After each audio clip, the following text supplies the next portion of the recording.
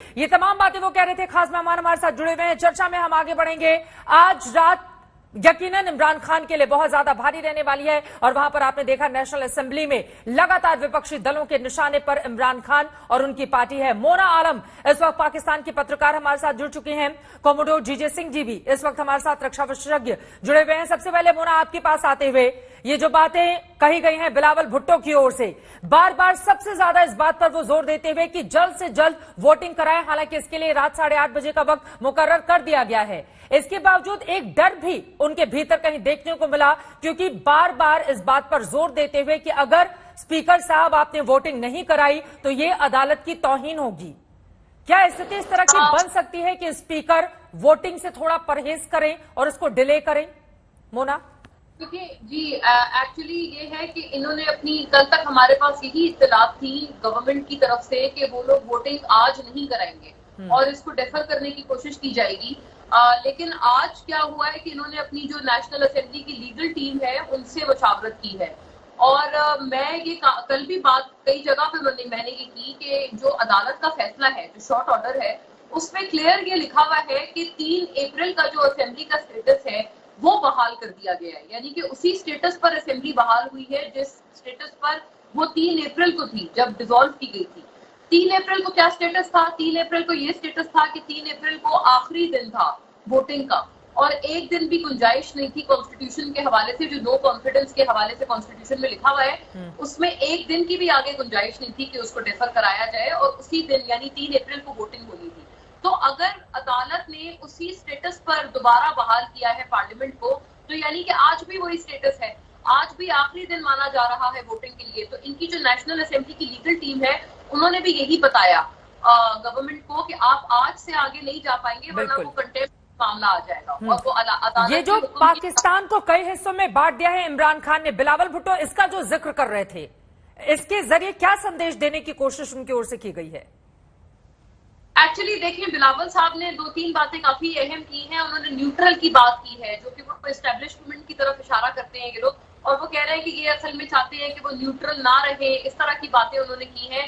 Actually बात ये है कि तमाम जो जॉइंट ऑपोजिशन है उनके पहले बहुत खराब टर्म्स थे एस्टेब्लिशमेंट के साथ, बल्कि जब वो सिलेक्टेड कहते थे प्राइम मिनिस्टर इमरान खान को तो वो एक्चुअल में एस्टेब्लिशमेंट के ऊपर के पॉइंट मारते थे कि आपने सिलेक्ट किया है। लेकिन अब क्योंकि उनके अच्छे ताल्लुकात हैं एस्टेब्लिशमेंट के साथ, तो ये वाज़ेह तौर पर बिलावल साहब भी यही दिखा रहे हैं और ये इस मुल्क में होता रहता है कि either of the two sides जो है वो एस्टेब्लिशमेंट को बैक करते हैं, दूसरी तरफ जो है वो उनके ऊपर एलिगेशंस लगाते हैं।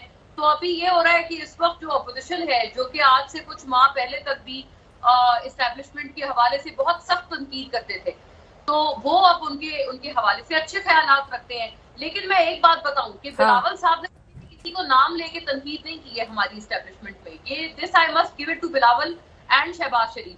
ऑन द अदर हैंड जो मरियम और नवाज शरीफ साहब हैं, उनके लिए थोड़ी सी सिचुएशन बड़ी अजीब सी हो गई है। वो नाम ले लेके हमारे सिटिंग अभी जो लेफ्टिनेंट जनरल्स हैं उनका नाम ले लेके कहते रहे हैं कि आपने हमारे साथ ज्यादती की, आपने 2018 का इलेक्शन हमसे छीना। और अब उनकी तरफ से जब ये स्टेटमेंट्स नहीं आ रही तो उनकी तरफ से ज्यादा मुझे लगता है ये बात अजीब सी लग रही है कि आपको क्या हो गया ओवरनाइट। लेकिन जहां तक बिलावल का ताल्लुक है, शहबाज साहब का ताल्लुक है, शहबाज साहब ने तो कभी तनकीद की ही नहीं एस्टेब्लिशमेंट पे, बल्कि वो तो इतना आगे चले गए उनकी मोहब्बत में कि उन्होंने ये भी कहा कि नवाज शरीफ साहब के तो बहुत अच्छे ताल्लुकात थे चीफ ऑफ आर्मी स्टाफ से। तो शहबाज साहब तो हमेशा एक, बिल्कुल आपको पता है, राइट की पॉलिटिक्स करते रहे हैं और उन्होंने रिकंसिलिएटरी पॉलिटिक्स की है हमेशा से। तो मैं उनमें तो डुप्लिसिटी नहीं देखती, वो तो वही कर रहे हैं जो वो करते रहे। लेकिन नवाज शरीफ साहब और मरियम के हवाले से बिल्कुल 180 डिग्री शिफ्ट है।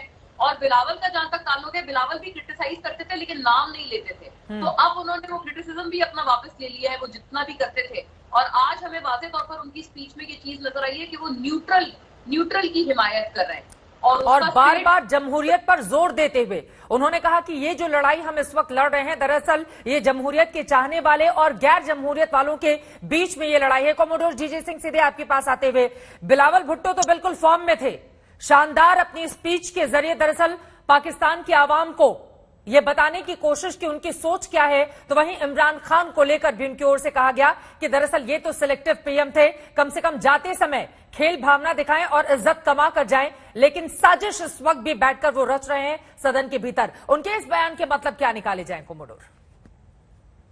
देखिए, अगर उनका जैसे आपने कहा भाषण देखे तो बहुत शानदार था। बिल्कुल। वो सब ठीक बातें कर रहे थे, मगर यहाँ पे मुझे ऐसे लग रहा है कि अभी जो इमरान खान साहब हैं उनके सिर के ऊपर से जो आर्मी का हाथ है जैसे पहले था वैसे नहीं है। उनके साथ गणित भी नहीं है, साथ में इतिहास भी नहीं है। मगर एक चीज जो मुझे लग रही है कि जो उनको कॉन्फिडेंस दे रही है वो ये है कि उन्होंने आज तक कभी भी ऐसी कोई बात नहीं कही जो कि पाकिस्तान की आर्मी के अगेंस्ट जाए। जैसे कि पहले मुझे याद है कि इनके मेरे ख्याल वो पीपीपी के थे जो लीडर, उन्होंने कहा था कि अगर मैं पावर में आता हूं या आती हूं तो जितने फौज के जनरल है मैं इनको बैरक्स में भेज दूंगी। तो ऐसे हार्ड शब्द अगर हम देखें वो आज तक इमरान खान ने यूज नहीं किए। बिल्कुल। और दूसरी बात जो नवाज शरीफ हैं, नवाज शरीफ के अगेंस्ट पहले बहुत करप्शन के चार्जेस लग चुके हुए हैं। अगर इमरान खान को देखें तो ये एक upper middle class well to do class में आता है। इसने कोई इतने पैसे नहीं बनाए या इतना धन इकट्ठा नहीं किया जैसे कि नवाज शरीफ ने बैंकों से लोन लेकर 18-20 फैक्ट्री बना दी, फिर उनके लोनों को वेव ऑफ कर दिया। ऐसी कोई बात इसके अगेंस्ट नहीं है। और जो भी इसने काम किया है वो आर्मी की विल के अंदर किया है। अगर कोई गलती लेफ्टिनेंट जनरल हमीद थे, इन्होंने उनको अपॉइंट किया था आईएसआई के डीजी और बाद में बाजवा साहब ने ऑब्जेक्शन किया तो उन्होंने जल्दी से गलती मानकर उनको चेंज कर दिया। तो मुझे जब ऐसी बातों का ख्याल आता है तो मुझे लग रहा है कि हो सकता है कि क्योंकि पहले जैसे गणित आ रहा था कि इनके पास 166 थी और ऑपोजिशन के पास 176 थी, तो सिर्फ 6-8 का फर्क था, वो ज्यादा नहीं था। अगर आईएसआई को देखा जाए तो उनकी तारें जो हैं वो सभी पीछे से दूसरी पार्टियों के साथ जुड़ी रहती हैं। तो 8-10 इकट्ठा करना डीजीआई आईएसआई के लिए इतना मुश्किल नहीं था, जब मुश्किल नहीं है। तो मेरा ये मानना है कि जिस तरीके से 28-29 मार्च को डीजी और आर्मी चीफ बाजवा साहब दोनों इमरान खान को मिले थे, तो उस मीटिंग के अंदर मुझे बड़ी अहमियत लग रही। तो इन सब चीजों को जोड़ के मुझे लग रहा है कि इसके पास अभी भी कोई दाव पेच बचा है।